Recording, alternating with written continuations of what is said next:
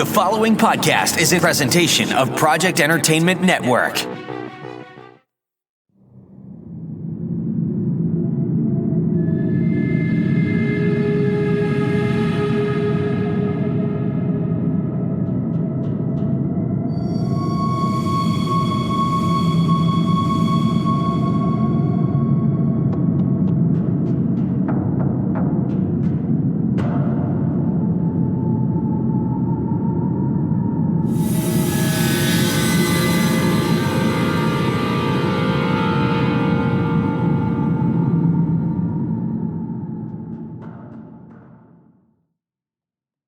Welcome to Staring into the Abyss. I'm your host, Richard Gerlach, asking you the most important question.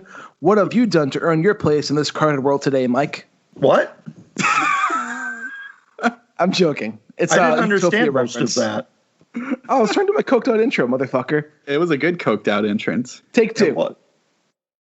Hello, welcome to Staring into the Abyss. I'm your host, Richard Gerlach, asking the most important question. What have you done to earn your place in this crowded world today, Mike? I killed a hobo. Good. I laughed at Mike killing a hobo. Oh, gotta do better. I read this book. Oh, fuck. It's the best I could do. I will say, for those who aren't aware, that's a Utopia reference if you haven't seen the show yet. Which I have not. No, what were you saying? A Carno? What? Carnal? Carno? I said, what have you done to earn your place in this crowded world today? Your carded world? Crowded. Fucking Boston accent, man. Jesus. Fucking Michigan, dude. I mean, crowded. You know, there's an O in there. There's no N's. This week we've proved we're a very unique state. Yes, you did. Yeah, we had a nice little white supremacist terrorist organization try and kidnap our governor this week. This guy was so crazy, even the Michigan militia didn't want him. They all look like they're inbred. Yeah, I know. But I don't know if you had read that. They kicked him out. They were like, no, you're too crazy for us. Yeah, they all look like they were leading cast members in the Freakshow. That's honestly, with it being 2020, I am not surprised this happened. Yeah. Very little surprises me this year. This year fucking is insane. Just more of Trump supporters standing by, I guess. Yep. But you know what? At least we have lots of movies and TV shows and fiction to escape with. Thank God. This week, I haven't finished it yet, but I'm almost done with The Haunting of Bly Manor. Wow. That just came out. You're already burning through that. I have no life. I'm still working on The Boys season 2. I did finish that too. Oh, so good. But The Haunting of Bly Manor, Matt, there's not too much doll stuff in it, so you think you'll be okay. No. That's good. Damn it. I don't even know. All those trailers with it. I was just like, why? There's a reason for it. I will say, I don't want to spoil it too much. It's really good so far.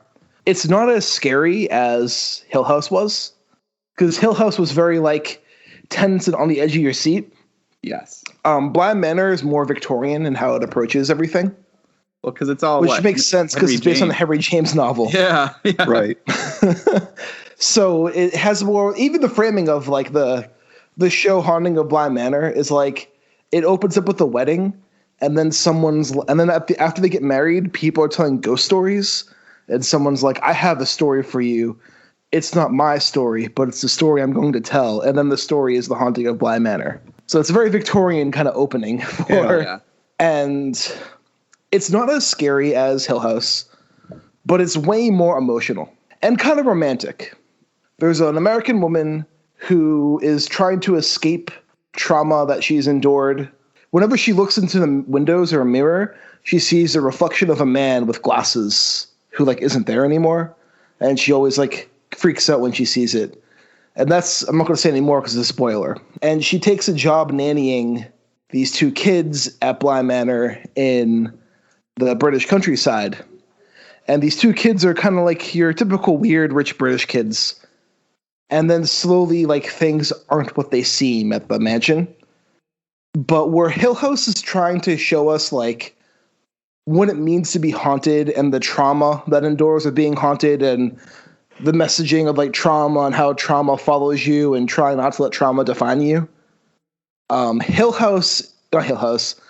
Manor is more saying what it means to become a ghost. Like what does it mean for you? What does it mean for other people? What does it mean to be a ghost? And it's trying to answer that question. So in regards, it's a bit less scary and a bit more like emotional. So far, I'm digging it. It had one scene that shocked the hell out of me. And so far, I'd say, like, give it a go. Mike Flanagan only directed the first episode, but he's not doing all 10 of them again? He's not doing all of them again. So he only did the first one. But he was, like, the main showrunner, and he was behind the scenes with all the scripts and everything.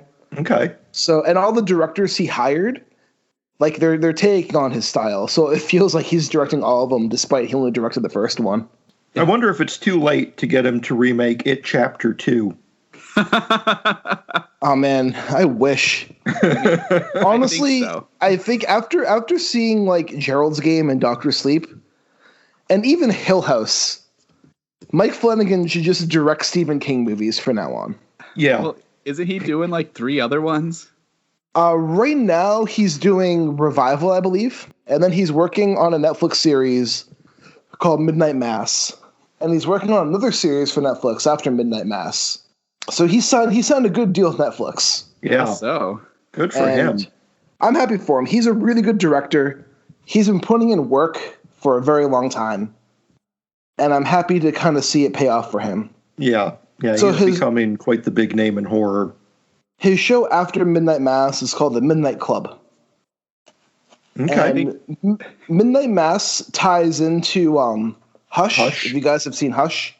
Yes. It is the book. Hush. Is the book of the woman's writing in Hush. So, like, the book that she's working on, that's what Midnight Mass is. So there's going to be Midnight Mass and then Midnight Club? Yep. Is that what you said? Yep. I wonder if we're going to get, like, a Midnight trilogy. Maybe. Yeah. And Midnight Mass, all it says is, this series is centered around an isolated island community that experiences supernatural events after the arrival of a mysterious priest. Oh, that just gives me so much happy right there. So... I'm down for it, and I think Mike Flanagan, anything he touches, I'll watch. Yeah, I mean, that sounds like it's got like a little Storm of the Century vibe that I'm digging. Yeah, kind of like Storm of the Century, Agatha Christie. I could fuck with that. Good also, stuff. What that probably means is Haunting of Bly Manor will probably be the last haunting of thing Netflix does. Maybe, or there could be more. You never know. Yeah, well, I mean, there were 2 years between Bly and Haunting of Hill House, so they could come back and do another one. Yeah, but I mean, it's Netflix. They cancel everything, so that's true. They do kind of have like a cancel blow. Yeah. So they just jump onto the next thing as soon as possible. So that's where my money is that this will be the last haunting of. Netflix is the new Fox. Yes. We'll find out. But Mike, what about you? Anything good from this last week? No. It was really kind of a disappointing week. I did a lot of reading. I did not like much of what I read. What else did you read besides the book for today? So we read The Freakshow, and then I moved into Andrew Pyper's The Residence, which is about... It was okay. For me, it was a very meh kind of book. It was just okay. And it's set in the 1800s. President Franklin Pierce has just won the election, and he and his wife move into the White House and discover there is an ancient evil that resides there. And I'll tell you what, man, trying to write that and releasing it in the latter half of 2020 to try and write about an evil ghoul in the White House... You got your work cut out for you to try and come up with something scarier and more evocative than what we're dealing with on a daily fucking basis for the last 4 years. And it comes across as being quaint. You know, it's a very quaint kind of horror compared to what we have to deal with in reality. I gotcha. And it might have been an okay book 15, maybe even 10 years ago. But just trying to read it now, it's I can't come up with any other word for it beyond quaint. It's just not as effective as they had wanted it to be. The entity never comes across as evil as it should be. It's manipulative, but it never strikes me as being as dangerous of threat as it's posed to be. And Pyper tries to tie it into slavery and the American expansion west and the brewing Civil War and the slaughter of Native Americans, and it never becomes more than superficial in its dealings with those topics. And it just didn't work for me. It wasn't effective enough. It was a little too dull, a little too, in some places I would say ham-fisted. Oh, that's disappointing. Yeah, I was bummed out. But I mean, if you're looking for like a super quaint mainstream horror book, that might do it for you. For me, it just never went far enough in dealing with the topics it raised. All right. Well, Matt, what about you? Man, so this week was like a confluence of lots of stuff. So I'll say, I'll jump into all of them, but first thing is I finished Gateways to Abomination, Matthew Bartlett's. And that's a good one. Holy crap, that's such like a mind bend of a book. It took me a minute to realize, and people probably know this, last year I've just been going through collections and anthologies, reading one story a day, and I thought that I could kind of do that with this one, but you really can't. They all are sort of connected, sort of not. It's kind of a mosaic novel. Yeah. So but it's not at the same time. Yeah, exactly. It's it's a really odd melding of a short story collection and a mosaic novel. It falls somewhere in between. It has dashes of both. For those who haven't read it, it kind of deals with the town of Leeds and WXXT, the radio. Are you ready to rock? Yeah, the like secret radio station that's at the end of the left side of the dial, and just that. I mean, like there's a lot of weird stuff happening in the town. There's a lot of weird people that work at the radio station or listen to the radio station. There's a lot of history involved in it. You get these little like Uncle Red reads the news, and it's all like from the 1800s and all these weird things happening.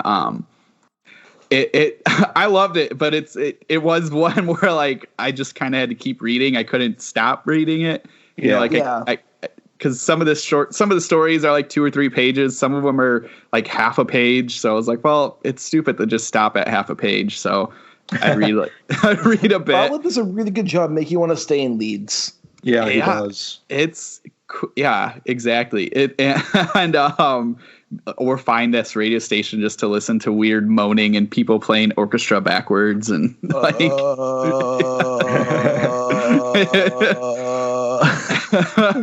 It reminded me a bit of, and I haven't listened to the podcast in a couple of years, but it reminded me a bit. Yes, it reminded me a lot of Welcome to Night Vale. Just its style and just the way like. Not as funny as Night Vale though. No, definitely not. A lot more goofier and disturbing than Night Vale, but just a concept of like how you kind of just float between all these different stories and there's some connection to different things happening in Night Vale. That was the same for this. Like you kind of there's a lot of tangentially connected characters that kind of flow through, or like you'll catch a name in one and then you'll get a bigger story of it in the other. I did find myself flipping back and forth a lot just to be like, man, that name sounds so familiar, or like this event seemed like something I've read about already. So anyway, it's an awesome book. I actually kind of really want to listen to the audio version of it. I know that John Padgett does the reading for all of that, and I think that'd be fun to listen to on a drive or something like that. So I have the CD I bought from Necronomicon. It's only on CD. I think you can order it from Yves Turgeny's website. I'm not 100% sure.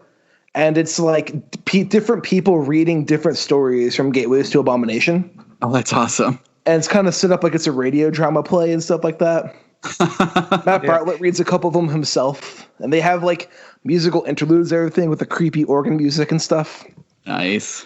I actually have that CD right here in front of me. WXXT, the Overnight Sessions. Oh, that sounds awesome. It's an awesome cover, too. The little jacket they put with it has the Goat Man Mm-hmm. Yep. He's sitting in front of this candelabra that's made out of a hand. And then if you open it, it's like the intestines are laying around the radio station everywhere and stuff. Yeah. Amazing. No, yes. Matt Bartlett loves his books very gushy. Yeah, yes, he does. There's a lot of that. But I remember the first thing I read of Matt Bartlett, well, the first collection of his that I read was that chapbook he did, If It Bleeds. And I had the same issue as you, Matt. It took me a minute to figure out what he was doing with it in terms of being a mosaic or a short story collection, because I had thought it was a collection. Yeah. And I had to go back and read it a second time to try and figure out what exactly this thing was. Yeah. I mean, and we've already talked about Latham Fielding, and I'm glad that that's finally starting to come out. The Kickstarter passed and everything like that. So I'm ready to reread that. And then I also want to read now that tribute to him that I think is coming out. Silent Motorist Media did a successful Kickstarter for that. So that should be out in 2021. So that will be a really sweet one. But I am a happy backer of late with all these Kickstarters. I couldn't afford to back that one, but I wish I could have. I went on a little Kickstarter spree because I kickstarted the Latham Fielding stuff, and so then I ended up getting with that one. They had a couple of their other anthologies, the Nox Paradelia, so I got that come in, and then I can't remember who did the Strange Weather. If it was Idoline or whatever it's called, that publisher. I think they also did a Kickstarter for a bunch of weird short stories. So anyway, I kickstarted that one too. So now I have like 3 or 4 big anthologies coming my way soon. So there was a Kickstarter I was about to back and I got fucked over. So right now I'm waiting for a company to give me my money back. Oh, because they took more money than they were supposed to, way more money than they were supposed to. Oh no. Shit. They were only supposed to take $182, and they're only supposed to take $182, and they took $897. What? So I was on the phone with them all day Friday, like, give me my fucking money back. Holy crap! Jesus. And they're doing it, but like it takes a couple business days, and of course it happened Friday. So it's just like I'm and the office is closed on the weekend, so I gotta wait for Monday to call back, despite the fact they said they put this shit through. Jeez. And I'm just like, you motherfuckers. Yeah, that's a lot of money. That's a big mistake. I've been like penny pinching this entire weekend. Yeah. Keeping shit tight to the vest. So anyway, I have more, but we can go back around if we need to. I think I mentioned it last week. I finished Utopia. Did I mention Utopia last week? I think I did. Yes. I don't remember. Every week in this year has been like 10,000 years long. Anyway, my main gripe with Utopia in the beginning was the fact that I've seen the original British series, and I kept on comparing it to the British series. Right. And I feel the British series has a much stronger like pilot episode than the American series does.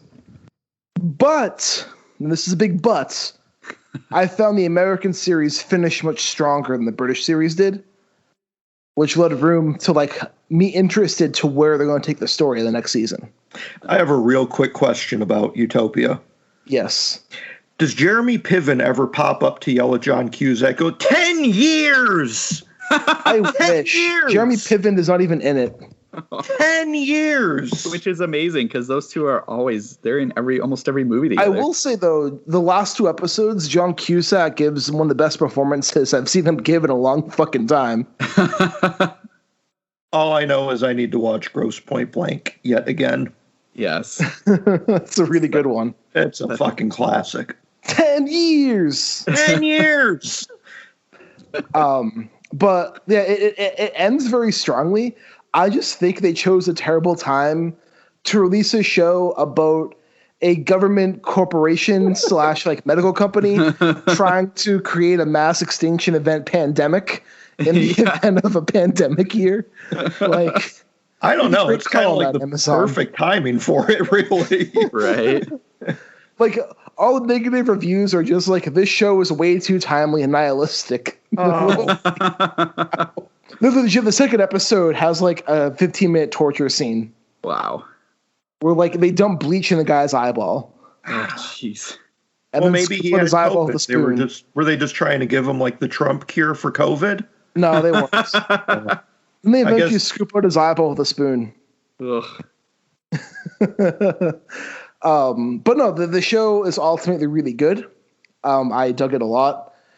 And besides that, not too much other than I have started reading the Essential Six stuff by Ronald Kelly. Ah, very good. Which is so far pretty sick. So the title's very accurate. It's like Ronald Kelly's splatter stories, pretty much. Is this the new one, or is this one of his? Yeah, it's the one Silver Shamrock put out. Okay. So it's like the collection of his 3 Thunderstorm Six stuff books. Oh wow! Okay. Like paperback. Okay. I was gonna say I know he's got a few Six stuff collection. Yeah, because the Thunderstorm he had Six stuff, which was his first Thunderstorm collection. Okay. Then he had more Six stuff. Yes. And then this one's now the Essential Six stuff. All right. And it's just combining his Thunderstorm collections in a paperback. But that's it for me. You had a couple more things you said, Matt? All right. So real quick, I'll burn through them. I finally started reading Books of Blood, Clive Barker. I have been wanting to go back and read that first volume ever since we talked to John F.D. Taft back in the day. Well, that was what spurred, I know it's so long ago, but I had for years had seen, because there's the big collection that's of the first 3 books. And I remember working at the bookstore and seeing it and going like, oh, I'm going to buy it. I'm going to buy it. I never did. And then when we had Taff on, I was like, all right, I'm going to buy this. And now finally this week, I was like, I just need to start reading it. So I'm not very far in it, but it's Clive Barker, and it actually is kind of funny because I know the show or movie or whatever it is came out on Hulu. I haven't watched that yet. Hulu, literally, it's its own thing. They take the intro story with like the guy going to the house and having the ghosts write their stories on the wall with his blood. Yes. They take that like story, and then they just tell 3 original stories. Oh, that's interesting. I heard it kind of sucks, but I haven't seen it yet, so I can't say. Yeah, I know a few of my writer friends have not enjoyed it very much. Yeah, that's disappointing.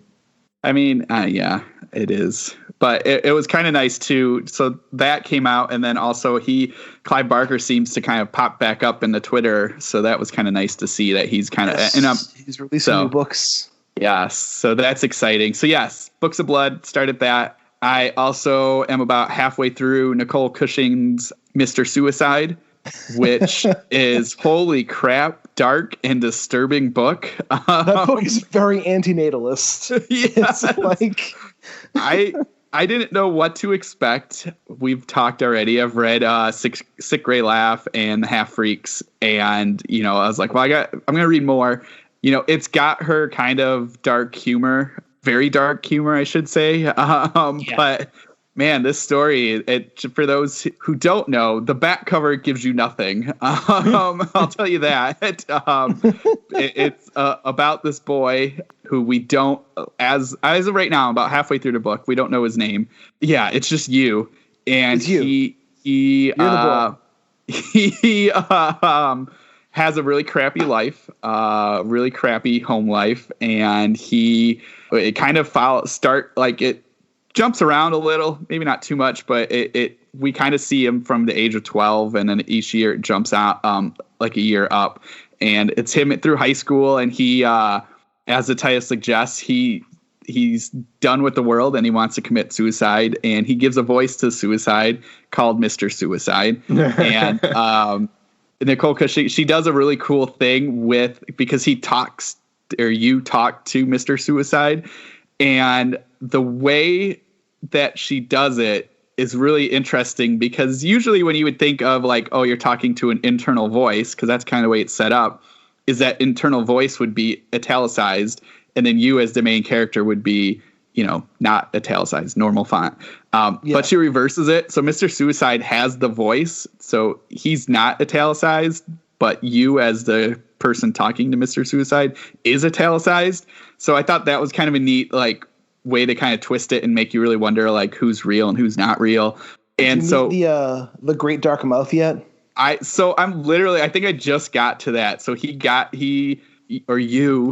finally have gotten to the border crossing, like that weird like strip. Oh, to like cease your existence. Yes. Yes. So I just got to that part. So the character, he so each year he's thinking about it, and Mr. Suicide's trying to convince him to do this. Well, then you find out like this. You have two brothers and a sister, and one of the brothers and sisters left. The other older brother's still there and has gone insane and still lives in the house. And he can also hear Mr. Suicide, and he gives you this really weird porno that has like the dismembered people and like dismembered people. There's toys having sex with toys. It's just this really bizarre. And then I love so like. It goes through all that, and then there's like a line like, well, now we got a really big thing. Hopefully you didn't blow your load already. And then it's like 3 or 4 pages of just blackness. It's just blank pages. And he ends up like, anyway, like it kind of progresses he turns 18, then he leaves the house and he goes to this weird, like kind of strip club that is creepiness. So. You skipped the part of the English teacher. Oh God. Yeah. One year at school, he has his favorite teacher that they sit and him and these two girls sit with the teacher and they like watch movies together and they talk about books and everything like that. Well, then the next year you find out that the teacher was sleeping with one of the girls. I shouldn't be laughing because that's a terrible thing, but in this story that happened, and so it's the way the book presents it, because it's just like because he's like at his home and Mr. Suicide's like, you're fucking useless. You're gonna do it now. Nobody likes you. He's like, my English teacher likes me, and Mr. Suicide's like, he doesn't really like you. And then Mr. Suicide's like, he has secrets too. And then you are just like, are you talking to him? Yeah. What did you say to him? What did you say to him? And then the next day is like, my teacher killed himself. Yeah. So it's really dark and disturbing, a lot more than I thought. Like, 'cause I mean, it's dealing with like this kid in school, and he's bullied, he's outside of the social chain of high school, and just like so you're dealing with a lot of that, so it's really good. So definitely, if you want something dark and super disturbing, check out Mr. Suicide.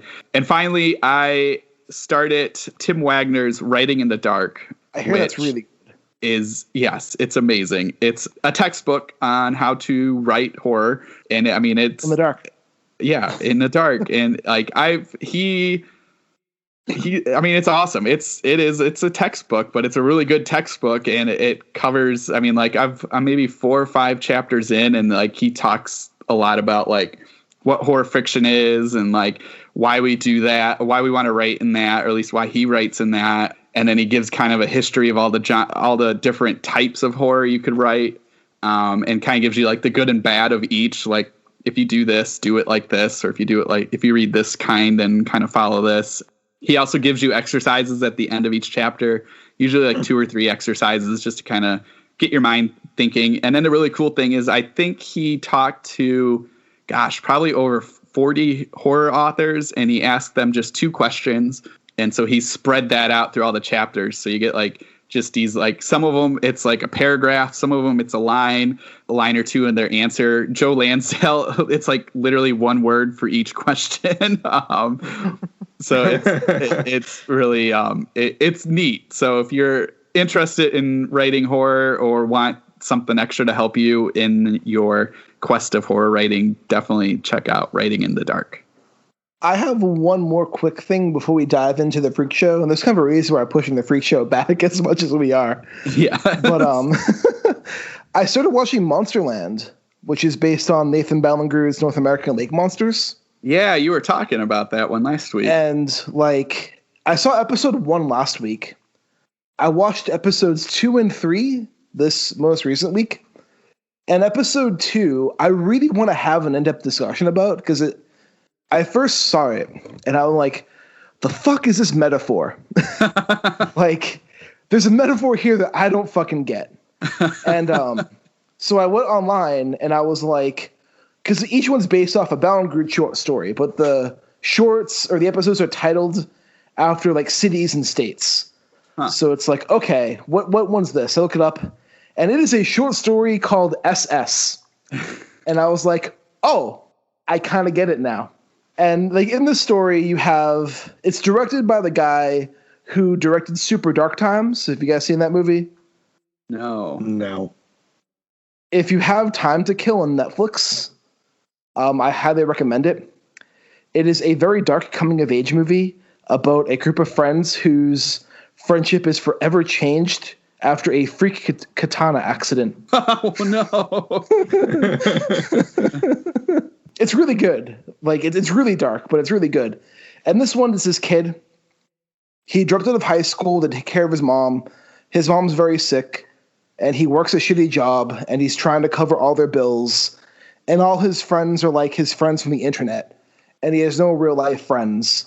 And as his life spirals out of control, his friends online talk to him more and more, and he kind of meets real people or more manifests them in real life. And they're trying to convince him that, like, it's these shadow people that are causing all his harm, and these shadow people are around the world doing these things, and he's the only one who knows the truth, and he has to fight these shadow people.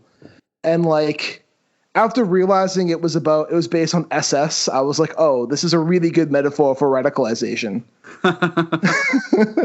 It gets pretty dark. Like the show's not so much scary. It's more just like the monster beneath the surface and like how people respond to these revelations and these traumas and these incidents. The normies have not dug the show very much. But I think it's saying, because it's not scary. I mean, it is scary, but it's not like boo scary. But I think it has a lot of interesting things to say. Yeah. And plus, getting Nathan Ballinger's name out there is a good thing, in my opinion, because that dude's a hell of a writer. We have to say, at least I have to say, we had to have put some good mojo in the world for him to be writing a book about the detective we talked about with Max Booth a couple weeks back. I would say we gave him that mojo, but he had told me personally he planned more stories of the character before we started our podcast. Don't let what? people We're still know going that. to take credit for it. Yeah, we're taking credit for that. If we didn't say it and people didn't listen to us and he didn't listen to us, it would never have happened. Yeah. It's all on us. You're welcome, world. That's right. Listen to us and you will have good ideas. I got to say. Thank you, India. Yes, huge shout out to our new listeners in India who, thank you so much. We're very happy to have hit it big over in that part of the world, and we appreciate your listening.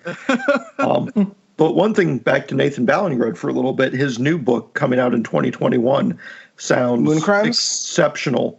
Is that what it's called? The title? I mean, he has a couple. I know he has one coming with like Crimes on the Moon that he's calling Moon Crimes. Well, it was either the moon or Mars, but it's set back in like the 30s or the 50s. Yes. Kind of like an Indiana Jones type thing, but on not Earth. In outer space. Yeah.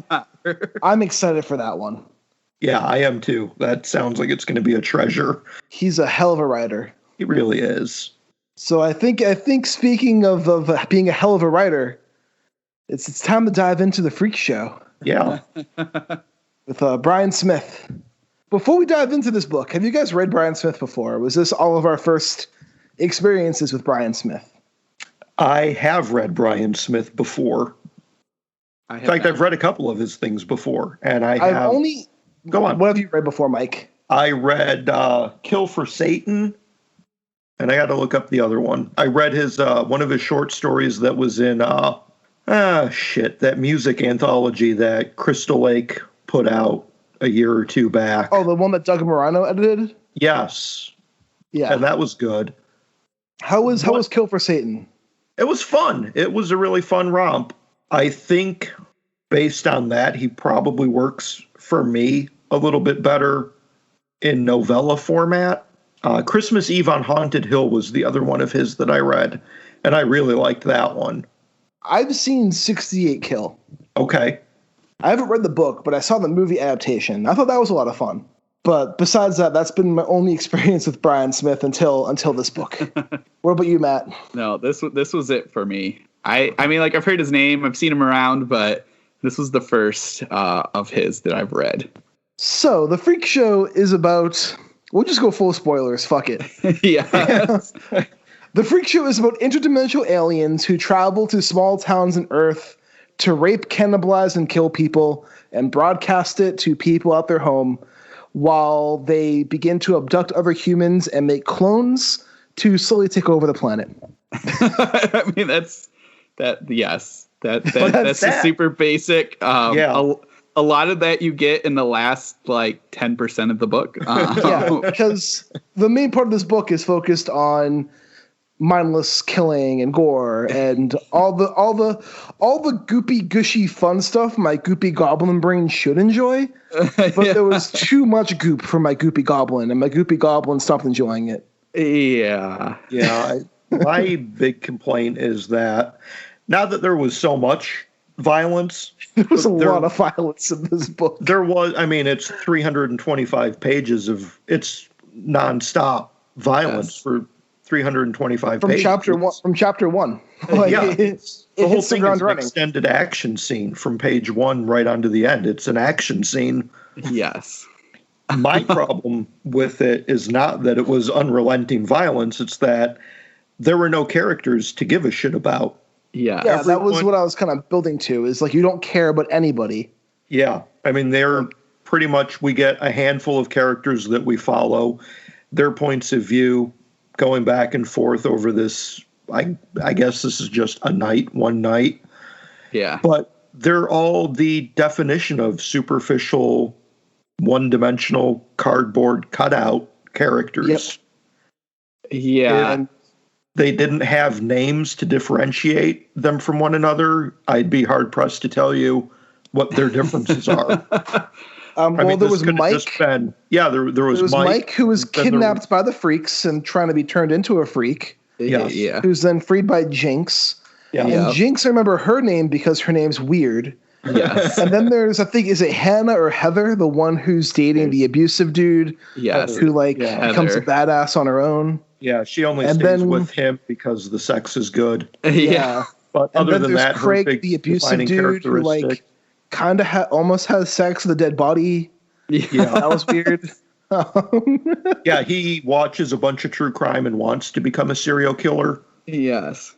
That's his big characteristic. He's probably the most well-defined character in the book just because of his absolute shittiness as a human being.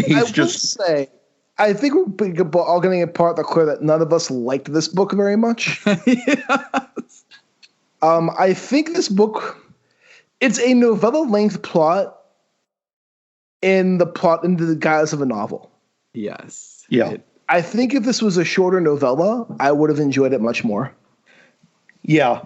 I mean, the two other stories of his that I read, like Kill for Satan, was a novella, and that has kind of the same tenor, I want to say, as the Freakshow. It's been a minute since I read it, but it is basically just an extended action scene. As the title might indicate, it's about people who are killing for Satan. It's it's like my biography then. Yeah, it's a Halloween horror story.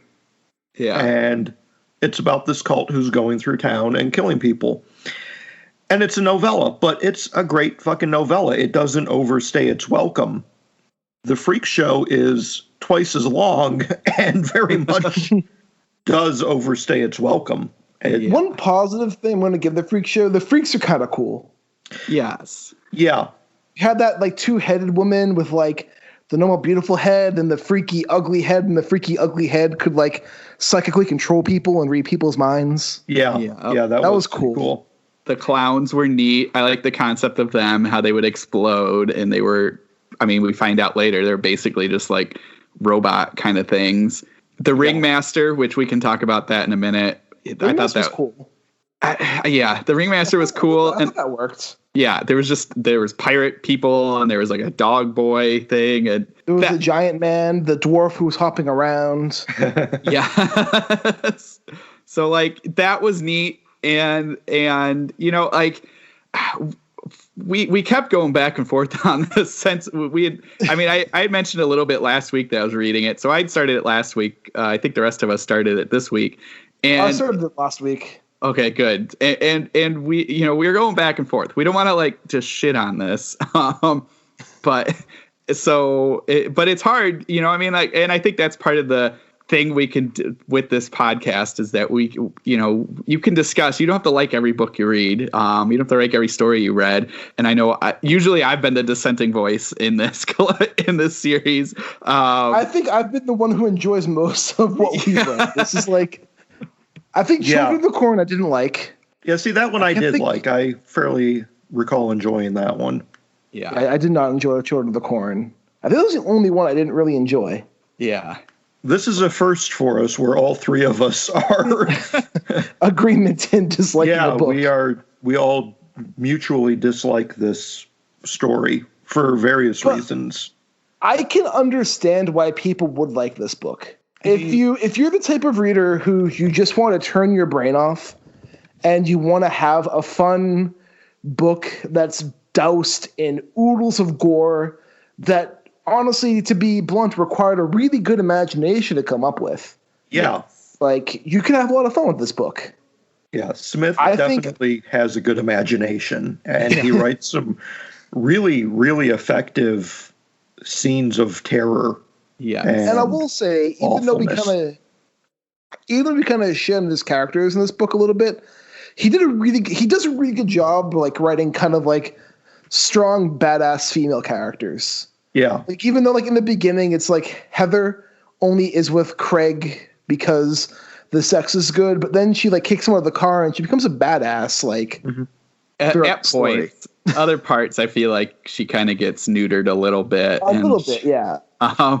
And like, I think biggest issue I had was a lot of this book is the characters, sometimes they make choices, but a lot of the time they don't. And in fact, you have, I feel like none of the characters have agency. Yeah, he wrote himself into a corner because he gives us this two-headed freak, which we were just talking about, who has the ability to mind control.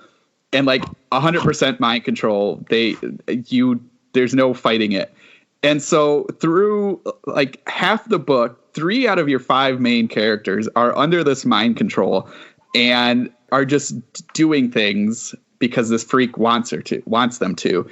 And so they're not making any choices. They're just doing stuff. So talking about cutting this down to novella, you could probably cut out a lot of that because it seems like all that's there for is for us to see more and more horrendous things and have our characters not do anything to make, not to make a choice to go through a door or to go through something because they can't. So you've kind of neutered anything for us to like kind of root for because we're like, well, they're stuck. They can't.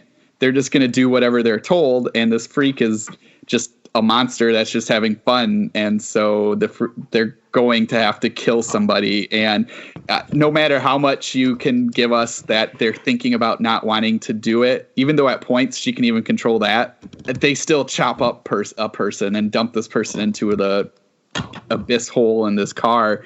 And so you're just like, well, all you trying to do is just show us monstrous things just to show us, or like we're not, especially when we find out at the end that throughout the whole thing, again, we're given spoilers. You find out like the only reason they're doing all these major killings, I mean, like obviously to make clones, but like to make this really horrendous stuff happen is just for fun, which then in turn is like, well, as the reader, I don't find it fun to read over and over this exact same stuff. And especially when the characters can't fight back, they're stuck doing this stuff. And so like after a while, you just kind of like, well, this is boring and repetitive. And I really don't care. I mean, I don't care what happens to them because they can't make any choices. Yeah, there's no real attempt to engage our empathy for these characters. And we never get to know them well enough to become empathic for them. Yeah. We're supposed to feel bad for Heather just because she's a hot babe who is stuck in trouble. Yeah. and like, instead of making Heather like, you're empathetic because she's with this guy, like throughout everything else, she's still like just a really awful person. Yeah. I mean, the reason she can go into such badass mode is because at some point her and Craig had done a stick-up job together. They had like robbed a liquor store at gunpoint or something. So And like she meets up with there's this guy, Josh, that she meets up with seems pretty normal and nice. And throughout like all of it to like the very end, she like is just awful to him. And you're like, why am I supposed to care what happens to Heather? Because she's a terrible person. Yeah. And Josh is just completely dumbstruck by her. He's in love, like at first sight. He's like, I'll do everything you tell me to. That's fine. Well, it's like she's such a bitch to him. Like, why are you going out of your way to deal with this? Every time you try to help her, she wants to shoot you. Just leave her ass. Even was it Mike with Jinx? Yeah.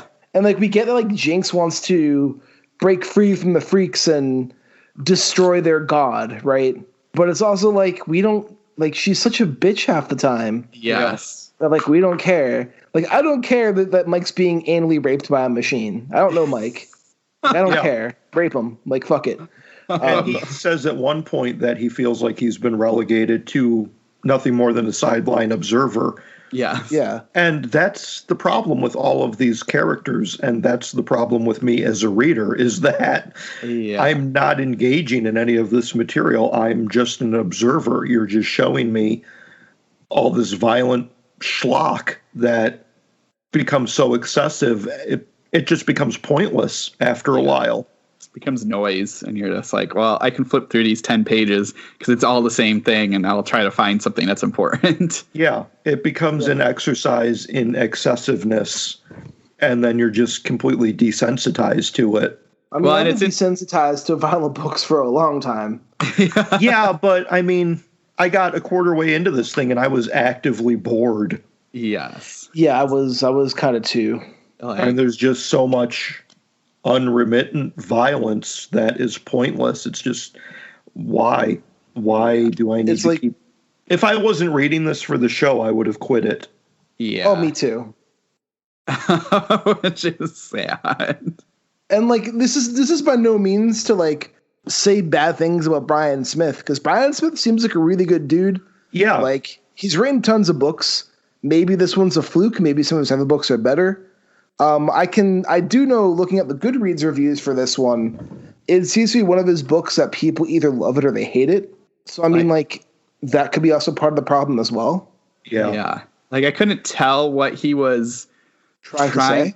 Yeah, what he was trying to go for with this. And like, I mean, like you can usually in most novels, you can kind of get an idea of like, oh, well, they're, you know, Mr. Suicide's a good example. It's pretty dark and bleak, but there's a humor to it. So you can kind of get where she's going with this story. But like with Freakshow, I just like, I don't know if it was just his experiment to see if he could just write gross out scene after gross out scene and to see where he could, see if he could top himself. I mean, I have no evidence to support this and nothing to base it on other than a suspicion that it was a contractual obligation for leisure books back in the day. I mean, that's my guess. I said, I have absolutely nothing to base it on. It's just, you want a book from me? Here you go. Publish this and that's it. We're done. You know? Well, it's also like, it wouldn't surprise me because if you look at a lot of stuff Leisure Books is putting out, like besides Mary San Giovanni and Ronald Malfi, most of their stuff was like hardcore. Yeah. Extreme horror. Like Mary San Giovanni was, I think Malfi did a couple books at Leisure before they collapsed. Idea. Okay. I'm actually reading his new novella right now. It's really good. Oh, nice. But yeah, I think Ronald Malfi did a couple books with Leisure before they collapsed. And like it just seems like kind of like what Zebra had. Like back in the 80s, Zebra had a contractual obligation to make their books bigger because that's what sold. Yeah. Like I was listening to an interview with Ronald Kelly where he'd give them a manuscript and they'd be like, add about 100 more pages here. Jeez. So like he'd have like a slim novel and he'd be like, no, beef it up. Add more because people like the big like door stoppers. Yeah. So I mean, I could see something similar with like this and Leisure. Yeah, and that's what it feels like to me. I think if this had been a novella, it would have been a bit more effective. Yeah, because there's a couple characters at the beginning that are in it for like 2 chapters and then they get killed. So like you get the guy that's in the robot thing, and like I kind of can see where he was trying to lead us because the guy, again, this is this book. So the guy, like the freaks give this guy who's monitoring the whole freak show, they give him a girl so he can do whatever he want with. But then slowly, like as these chapters progress, you realize the girl was in there to take over and to kill the guy.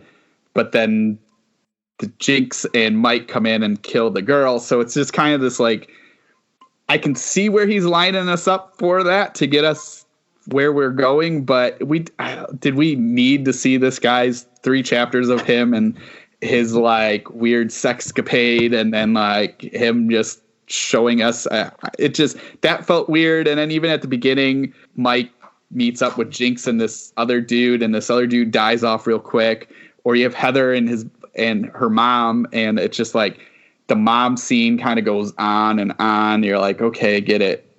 A clown's in this house and this clown can't die. And like, again, I get because that leads us to Josh, but I could see where he could have condensed that down to a chapter instead of like 3 or 4 chapters.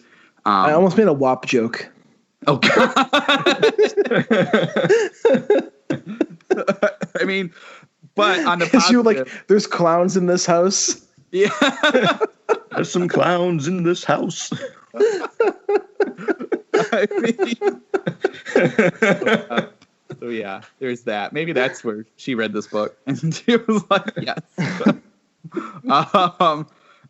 But to give you the flip side, the clown is really cool, especially when it blows up. The clowns are a cool idea. The freaks are a cool idea. Yeah. And like part of the reason we chose to do this book is all of us, we had a great time with urban gothic. Yes. I know, Matt, you're not the biggest extreme horror person, but you enjoyed urban gothic a lot. Yeah, urban gothic was great. It was tons of fun. And when we heard suburban gothic was a sequel to urban gothic and the Freak Show, it was like, oh, maybe we should read the Freak Show and kind of see how this all ties together. I'm still interested in suburban gothic. Yeah. But I'm not sure how it's going to tie together. Yes, exactly. That's what I was just thinking. Because like it seems at the end of this book that it's almost all wrapped up except for like the last couple lines. It's like the winds of war starting to change or whatever. Yeah. And it's like maybe the government might get involved, or maybe like there's something that's left unresolved. Yeah. Because they never stopped all the clones. Like there's still other towns that are full of clones. Yeah. But like, I don't know. The clones are just clones, so it's not like they're the freaks or the aliens. Well, it's not do they even kill all the freaks? Well, they made it seem like it when they blew up the mother freak that would kill off all the other ones. Well, that's what they said they think it would. Yeah. So I guess that's one way to do it. Like we never fully got it killed them all. It was like, we think this might happen. I mean, if suburban gothic can take Keene's character development from urban gothic and kind of give us these characters who have some dimensionality to them and a spark of personality that we can care about. Yeah. And mix it with the gore from Freak Show. Yeah. Could be a fun read. Yeah. It could be. One of my issues with the Freak Show, and I don't know how you guys felt about this, but I went in expecting something completely different than what was delivered. So it felt like a bit of a bait and switch. Like based off of the premise, I was thinking, okay, this is going to be like a circus show gone wrong. Yeah. That's what I thought too. Weirdo alien invasion that really strained credibility for me. Like I had a hard time with that reveal, trying to suspend my disbelief long enough. I went into it expecting this to be similar to that, just be like, it's a freak show that goes town to town killing people. Yeah. And I'm like, I can fuck with that. Like, that's really what I wanted. And then I'm like, that's something I could definitely fuck with. And it's like, instead we got like Mojo verse X-Men with like weird interstellar horror mishmash with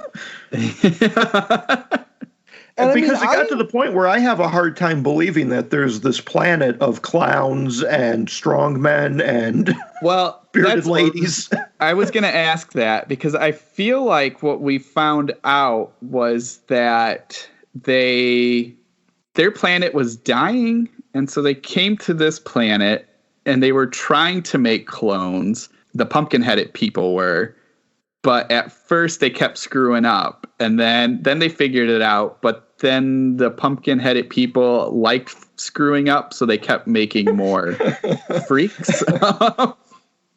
So like that's what I was trying to figure out, was like I didn't know if the aliens were actually freaks or they were just the clones that went wrong, because I mean they kind of talked about the clowns being not like, they didn't have any agency. They were just like, they weren't robots, but they practically were. They were just there to kill people. But then the others looked more human-like, and they just had weird, freaky things. I mean, the plot, such as it is so thin that I think when you try to scrutinize it on that level, it becomes super transparent. Like, it's really messy, right? Like, I don't know if these were clones gone wrong, or if we're supposed to believe that there's this weirdo alien planet of freaks, circus freaks. I don't know. Yeah, it doesn't give us enough to tell us. Which at 325 pages, you would think there would be plenty to explore. I know. Which is why I think this book would have been a better novella. Yeah. Like I bought the Grindhouse Press edition of this book. That's like 230 pages, and it's a lot of just nothing. I mean, it's a cool new cover, though. Oh, it's a beautiful. I mean, Grindhouse Press puts out really beautiful books. Yeah, like C.V. Hunt puts their time behind the books they put out. Yeah, they do. Yeah. I'll tell you one thing this book did make me want to. It did inspire me on one part. Is I really need to check out Tim Curran's Clown Flesh. I have it. I haven't read it yet, too. But I have it. I have that. I've got the ebook from Bloodshot, and I've got the Thunderstorm hardcover. So it better be a good book. I have Dead Sea I need to read still. Yeah, I do too. But, in Clown Flesh, you've got this blizzard that has locked down a town, and there's this apex race of predators that have disguised themselves as clowns, and they're hunting the people in this town. It's like, that's the book that I wanted out of Freakshow, and now I really need to go back and check out Tim Curran's book, because I am hoping that delivers in something that is obviously far-fetched, but a little bit more down to earth, I guess you could say. Because Freakshow, I just wanted a bunch of insane clowns killing people. Right. And it got into these weirdo interdimensional riffs that just really strained any kind of credibility I had for it. I couldn't get behind the idea. I couldn't invest enough belief into it to make it work for me. And I don't know. I've never read Tim Curran, but he seems like someone I need to read soon. Tim Curran is a fucking blast. You need to read Dead Sea. That one. I have it. That's a chunky book. You need to set some time aside and dig through that one. And then he's got the Dead Sea Chronicles, which is like a little, I think it's kind of like a sequel novella set in that realm. So good. But yeah, no, honestly, with the Freakshow, like, I'd definitely give Bryan Smith another chance. Oh, yeah. When this book was fun, it was a lot of fun. Yeah. It's just my goopy goblin brain got bored. Yeah. The goopy goblin in my brain just had too much. Yeah, it's excessive. There is too much with too little reason behind it. Yes, that's. I think that was one of the bigger issues for me, was a lot of the stuff happened. It felt like just because he wanted it to happen. I mean, we've kind of toed around it, but there is a tentacle rape scene in this. Oh yeah. And that's definitely I'm going to do this because I can. Or because I have to meet a word count, so I have to do something. So yes, and there's no reason for it. Like, literally, there is no reason for it other to be in there. And then talking about like giving your characters no agency, that plays into this scene very much so. And so I'm reading this, and I was just like, why? What is happening? And then I thought maybe that would play a role into the later part of the book, but it doesn't. It was literally just there to be shocking, and it really fucks with the character. Well, I don't know if it's reasonable enough to call it a character arc, but Heather, she starts off as being kind of meek and then goes to a badass and then becomes a victim, and never really recovers from that victimization. The whole last third of the book is just her being mind controlled, and she's being mind raped and physically raped by this entity. Yes. And she doesn't really do anything to overcome it. No. She ends up being inadvertently saved by Mike and Jinx, who she's never even met. They never interact with her. But they're on their little suicide mission in space. And that's the only thing that stops her from being taken over completely by this mind freak. Yes. Which strikes me as weird, too, because I haven't read the Depraved books. And I'm a bit hesitant to read the Depraved books now. But in Bryan Smith's Depraved series, he creates this really badass, like, female character who becomes, like, the main character through all 4 books. And, like, Bryan Smith, like, he seems to really take, like, kind of these 80s exploitation era vibe stories and turns, like, the stories into badass female kicking ass stories. And, like, I can fuck with that. But I love those kind of stories. This just went in a different direction I didn't, like, expect to. It's even, like, I'm on Amazon now for Depraved 3, where it's like, welcome to Prison 13, a secret prison for women located in a remote frozen wasteland. Years after killing her corrupt father, assassin Jessica Sloan is abducted and sent to this terrifying repository for a troublesome woman. In Prison 13, life is cheap, no one can be trusted, the medical staff are gleeful torturers, and the people who run the place are Nazis. No one ever gets out alive, no one has ever escaped. But Prison 13 has never had an inmate like Jessica Sloan. One way or another, she means to get out of this hellhole, even if it kills her. Like, I can fuck with a story like that. Yeah, I definitely want to check that out. I also think when you have somebody who has as expansive a bibliography as Bryan Smith, you're going to have some clunkers. Yeah. No when you're one writing has a bibliography 50-some books, they're not all going to be perfect. They're not all going to be good. Yeah. Totally. And no writer has a perfect track record. No. And what little I have read of Bryan Smith, I've enjoyed. So I am more than willing to chalk this. This was the clunker for you. Yeah, I'm more than willing to chalk this up as a one-off and say, okay, this was bad, but he definitely has plenty more that I can sample from. And with the background that I have, knowing that I have liked his stuff, I'm certainly willing to read more from him. And, like, I can tell you, like, especially like extreme horror, like, from the extreme horror I've read, it's not really my bag. But that's to say, I've enjoyed some of it. Like, I enjoy Ed Lee. Yeah, I think Ed Lee's a lot of fun. But he also gives characters agency. Yeah, and makes you want to, like, see what happens to these characters, even if it ends up being hillbilly cannibal parties. I think Ralph James White, I'm not a big fan of his stories, but I think Ralph James White's a really good writer. Yeah. I read Succulent Prey, wasn't really my bag, but I could see why people enjoy that book. Yeah. And I can see why people enjoy this book, too. But this book definitely wasn't my bag. I need characters I can root for. I need 8 characters with agency. I don't even, like, root for, like, yeah, I like this character, but give me a compelling character. I want to see their story through. Yeah, because, like, you even got, I mean, we talked about that with Craig, the, like, kind of abusive boyfriend. He and dead body sex maker. That scene was so it came out of nowhere. You go in this house and kill this person. There's one person alive in this house. Kill him and bring me his heart. Yeah. Craig's like, okay. Oh, look. Here's a dead woman with her tit out. I'm just going to go feel this. Oh, now I'm really hard. Let me just pull my dick out and try to have sex with this body.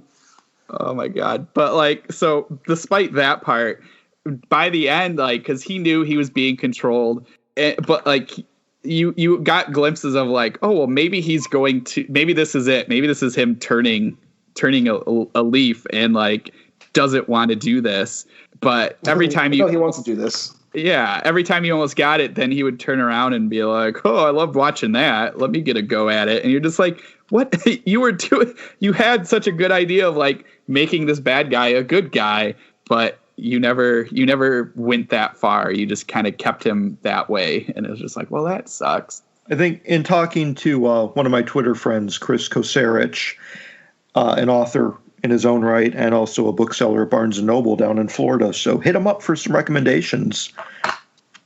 He had enjoyed this book because when he first read it, it was unlike any other horror book he had read.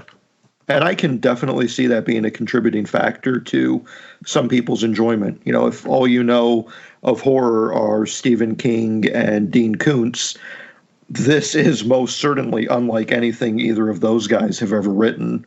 Oh, yeah. So if you're looking for just a complete change of pace, absolute 180 on what horror can be, this might be good for you. You might want to check this out.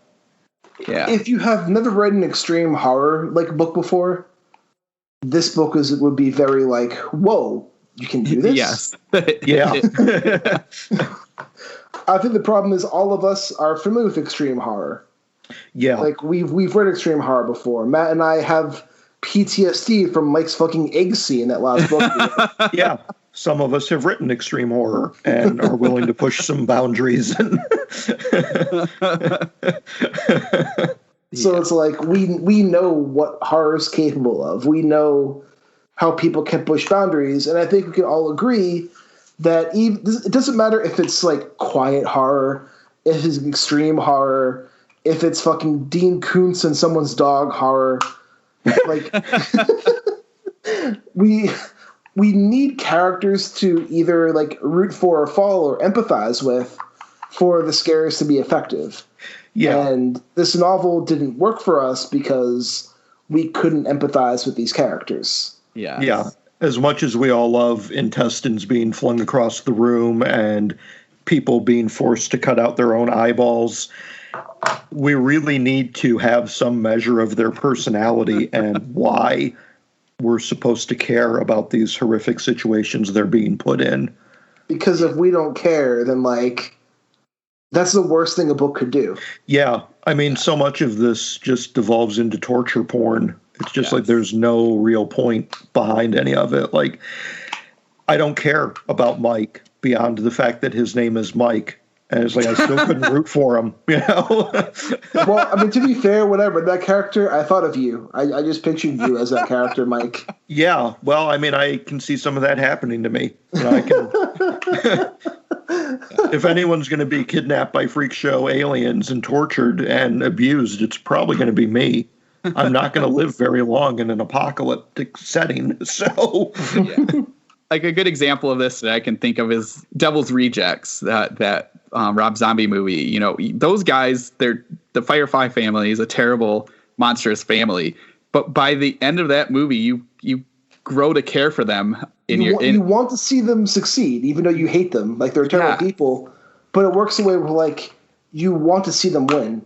And that's and they Rob Zombie figured out how to give them personality, give them character. I mean, they don't develop too much. They stay the exact same way they are, but you get to see a little bit more behind them and understand them as a family. And so I'll never forget that handgun scene. Oh God. Yeah. so he can make them terrible people, but you can still sit there by the end and you're just man, I want to see them make it. I want to see them survive. And so it can be done, but here, we just didn't get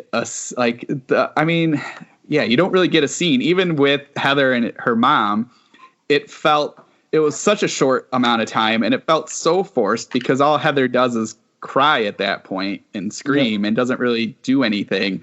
There wasn't much there. It felt very surface level of caring about this mom. And we get bits and pieces of the mom saying oh, you should leave him. But at the same time that in the same paragraph, we get well, the mom also lived a really rough life and she was really not a good person as well. So you're kind of well, why do I care? Does it matter? Yeah. Does it matter? So that again is a good example of a time when you could have really ramped it up and showed us Heather actually cared about her mom and gave us a little bit more instead of just telling us, oh, she's crying, so therefore she cares about her mom. And you're I don't believe it. So much of it kind of relies on presuming the reader has these personal investments in their own life. Yeah. you care about Hannah because she's hot and has a mom. I was like, well, okay, fine. But if you're a reader who kind of had shitty parents, do you care whether or not Hannah gets to save her mom? Because you don't know anything about her mom. Or Heather. Yeah, they're all just ciphers, you know? Yeah. I mean, even like with Jinx, you think, well, maybe this is it. This is who we care about. But every time you turn around, Jinx is like not treating Mike well and is just a complete Everyone's jerk. A shit in this novel. Yeah.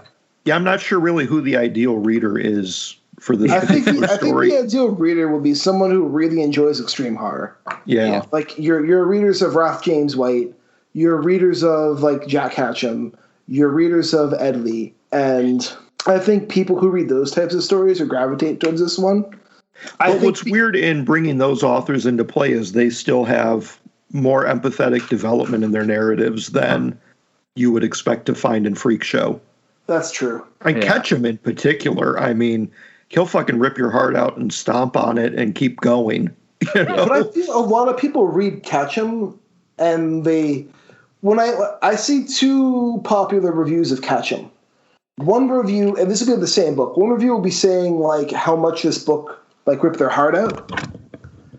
And the other review would be saying how gory it was and how awesome it was for how violent it was. Yeah. And I think the gore hounds out there, the ones with the goopy goblin brains who just eat all the goop that they can goop up. I'm going to keep that goopy goblin metaphor. Just all the goop they can goop up, then they'd enjoy the Freakshow. Yeah. Yeah. So if you have a goopy goblin brain that needs all the goop it can get, I highly recommend the Freakshow. Yeah.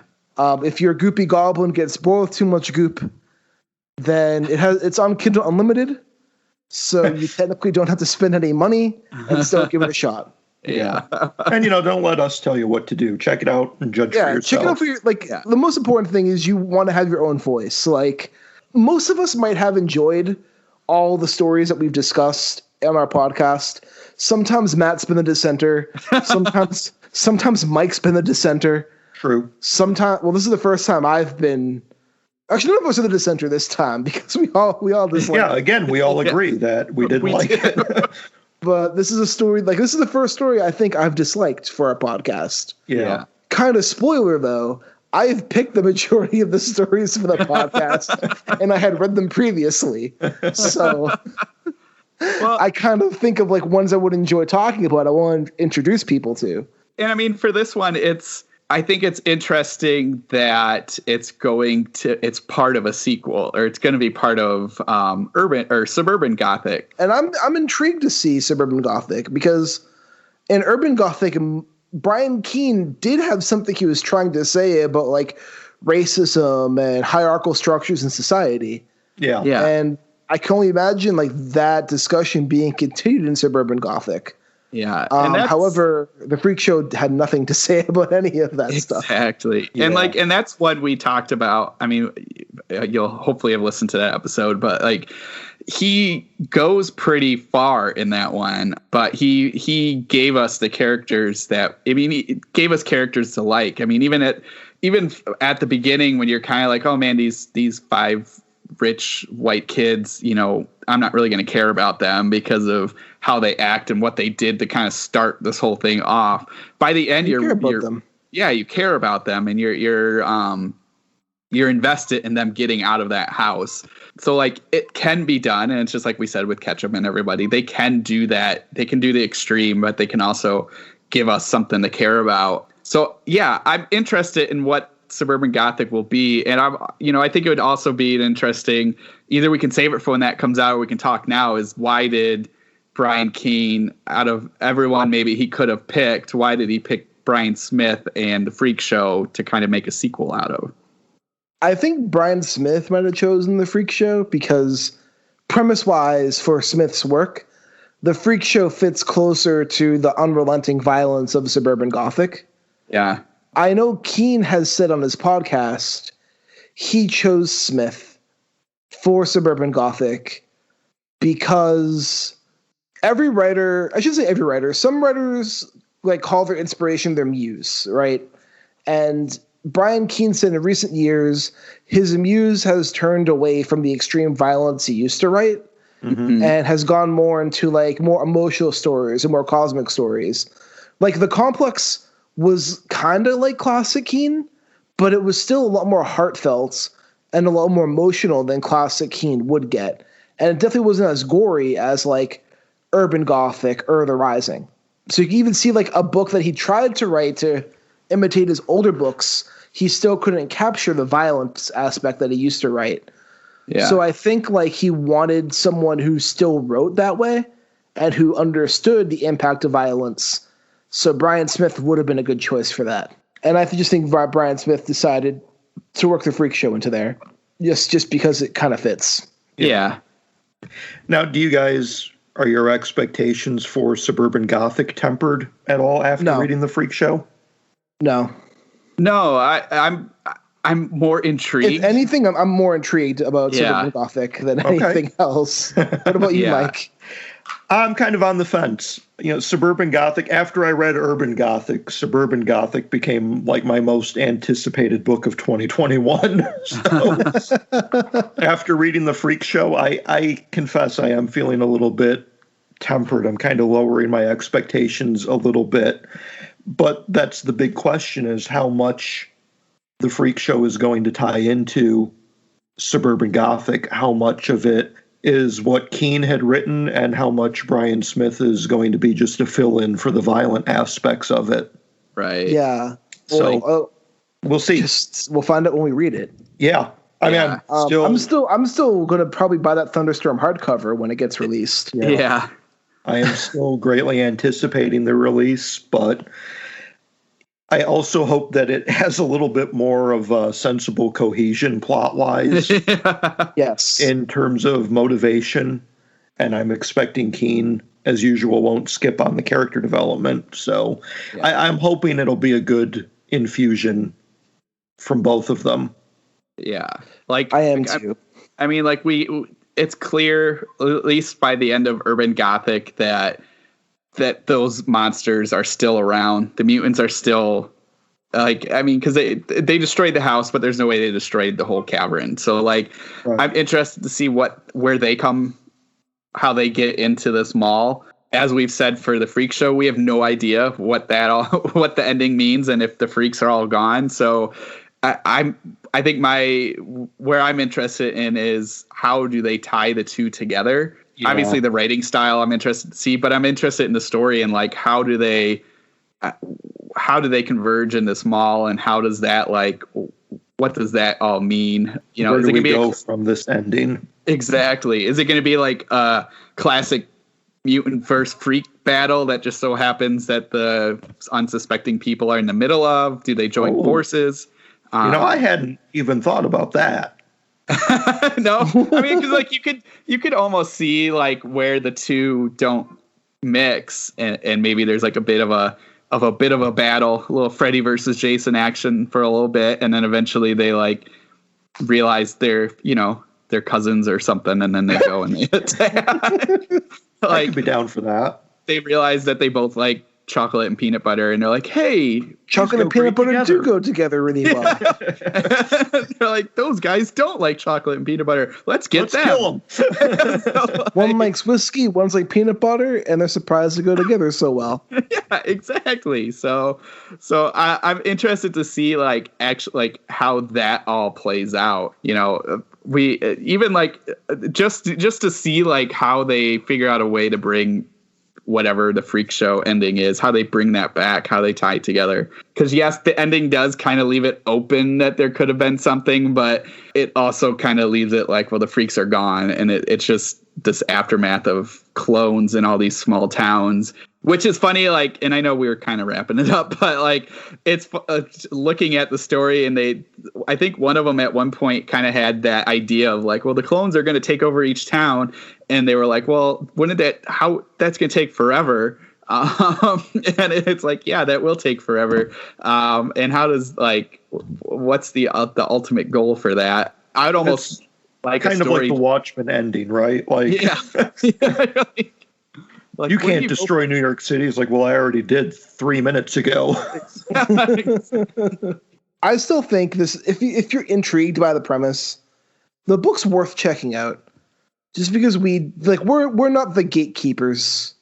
We're not judging your taste for you. Our main purpose for this podcast is we want to have a discussion. We want to talk about some books and have some fun. And just because we didn't really enjoy this book doesn't mean you won't enjoy this book. And it might have, I was trying to think back, like when I was a teen, would I have liked this? Probably, because it's way over the top. I would have loved this book if I was a teen. Yeah, so this might work if you're younger. You might like this kind of thing and not, and you want just all action and craziness. I think us being in our 30s and 40s, we look back at this and we're just like, this is not really my bag anymore. No. Yeah. But just because it's not our bag anymore doesn't mean some 15-year-old pimply high school kid won't enjoy this book. Yeah. Don't trust middle-aged white men for anything. If 2020's taught us anything, just don't trust middle-aged white men. So you might absolutely love this book, and we might all be wrong. And so next week, we're sad to say that Matt is being replaced by a temporary co-host by the name of Mr. John Langan. I know. I guess he'll be a fair replacement. And we will be discussing The Companion by Mike's favorite author, Ramsey Campbell. That's a cheap shot. No, I mean, that's just a real cheap shot. Like, I have read 2 things by Ramsey Campbell. I thought you read more than 2. No, I've only read a short story and a novel. Back, what short story did you read? I don't remember. It was in one of Doug Morano's anthologies. I will say Ramsey Campbell's short stories are generally pretty good. Yeah, it was a great short story, even though the title escapes me. But his the book fiction I read can be hit or miss. Yeah, but he's another one. I am willing to give another shot to. I just got an arc from Flame Tree for one of his 2021 releases that I'm curious to check out. The Searching Dead? Say again? Is that The Searching Dead? I believe. I have the hardcover of that from PS Publishing. That's a really good one. But no, like Ramsey, I will say one thing about Ramsey Campbell. I only read his novel, The Face That Must Die, and after taking mushrooms, I understand his style in the 80s a lot more than I did when I first read that book. Very psychedelic. But that being said, Ramsey Campbell kind of loves creeping dread. He loves kind of taking his time. He loves kind of surreal weirdness. Yeah. And sometimes that pays off in The Face That Must Die, and sometimes it doesn't pay off. And I generally think his short stories work really well. So I'm excited to talk about this with John Langan.